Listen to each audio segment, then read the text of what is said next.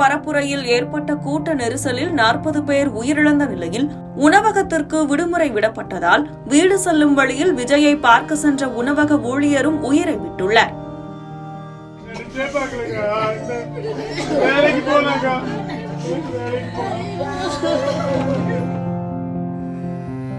கரூரில் தவேக தலைவர் விஜய் பரப்புரை மேற்கொண்ட போது கட்டுக்கடங்காத கூட்டம் கூடியது.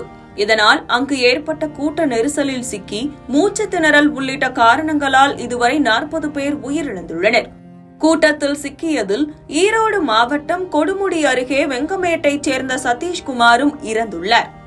கரூரில் செயல்பட்டு வரும் உணவகத்தில் பணிபுரிந்து வந்த இவர் நேற்றைய தினம் வழக்கம் போல பணிக்கு சென்றுள்ளார்.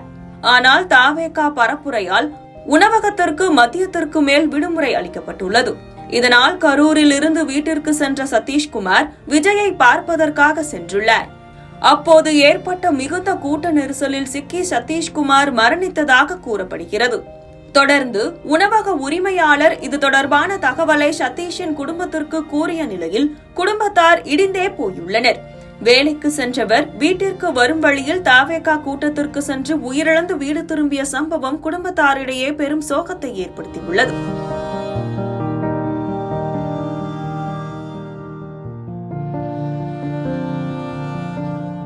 நேற்று நடந்த விஜய் மாநாட்டில் கரூர் பரப்புரைக்கு மாநாட்டில் நடந்ததில் 39 பேர் இறந்துட்டாங்க. அதில் பார்த்தீங்கன்னா என் தம்பி ஒருத்தன். இது என்னன்னா, என் தம்பி வந்துட்டு கரூர் சர்ச்சு கார்னரில் வந்துட்டு பார்த்தீங்கன்னா ஒரு ஹோட்டலில் வேலை செய்கிறாப்புல, ஒரு கூலி வேலை தான் செஞ்சுட்ருக்காப்புல. நேற்று சனிக்கிழமை வெள்ளிக்கிழமை, இதுக்கு முன்னால் சொன்னால் வெள்ளிக்கிழமை லீவு இருந்துட்டாப்புல. சனிக்கிழமை க்ரௌட் இருக்குது, வியாபாரம் இருக்குது வான்னு சொல்லி கூப்பிட்டாங்க. அன்றைக்கி வியாபாரம் ஒன்றும் சரியில்லைன்னு சொல்லி மத்தியானத்துலேயே மூடிட்டாங்க. அங்கேருந்து பஸ்ஸு வந்தாப்புல. பஸ்ஸு பார்த்தீங்கன்னா உங்களுக்கு கரூர் ஈரோடுக்கு பஸ்ஸு டிராஃபிக்கு. அதனால் வந்துட்டு முனியப்பன் கோயில் பைபாஸில் இறங்கிட்டு கூட்டத்தை பார்த்தோன்னா ஆர்வமாக கூட்டத்துக்கு போயிட்டாருங்க. கூட்டத்துக்கு போனதுக்கப்புறம் பார்த்தீங்கன்னா அவர் போனதும் தெரியாது, நாங்கள் வேலைக்கு போயிருக்கிறோன்னு நினச்சோம். நாங்கள் எப்போ போல் நாங்கள் வீட்டில் இருந்துட்டு செய்தி பார்த்தோம். அப்புறம் பார்த்தா சதீஷோட ஓனரும் அப்புறம் அவரோட ஃப்ரெண்டு கூப்பிட்டு சொன்னாங்க, சொல்லிட்டு வீட்டில் இருக்கிறீங்க ஊரில் இருக்கிறீங்களுக்கெல்லாம் சொல்லிவிட்டு அப்புறம் அங்கே நான் போனேன். அப்புறம் நான் ஃபோட்டோவில் எனக்கு அனுப்பிச்சாங்க வாட்ஸ்அப்பில். நான் கன்ஃபார்ம் பண்ணிட்டேன், சரி நடந்துருச்சு அப்படின்னு சொல்லி. என்னோடய தொண்டன் ஆம்புலன்ஸ் அவங்க தான் ஏற்றிருக்காங்க என் தம்பியை. அப்புறம் சொன்னாங்க, அவர் தான் உங்கள் தம்பி தான் வா அப்படின்னு சொல்லி. அப்புறம் சரி போய் பார்த்தோம், எல்லாம் இதுதான் நடந்துச்சுன்னு தெரிஞ்சுதுங்க. ஆனால் வந்துட்டுங்க அவர் எந்த கட்சி சாராதவருங்க. போனார் வந்தார். கட்சி சாராதவர்னு சொல்ல முடியாதுங்க. வேலைக்கு போன இடத்துல அந்த கூட்டத்தை பார்த்து ஒரு ஆர்வ மிகுதியில் போனாரா என்னன்னு தெரியலிங்க. ஆனால் இப்படி ஒரு சம்பவம் நடந்து போச்சுங்க ஐயா.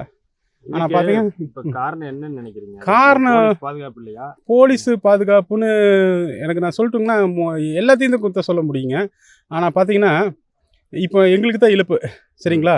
இதை பாருங்கள், இந்த பையன் 4வது படிக்கிறான், இவன் தங்கச்சி 1வது படிக்குதுங்க. ஆல்ரெடி நான் பார்த்தீங்கன்னா இதே ஒரு 2014 பார்த்தீங்கன்னா என்னோடய மனைவி கோயம்புத்தூரில் இறந்துட்டாங்க. அதே கோயம்புத்தூர் ஹாஸ்பிட்டலில் ஊட்டி ஹாஸ்பிட்டலில் சிசரியன் பண்ணிங்க. அன்றைக்கி விழுப்புரத்தில் பார்த்தீங்கன்னா குழந்தைங்க இருந்தது, நீலகிரியில் தாய்மாருங்க இருந்தாங்க.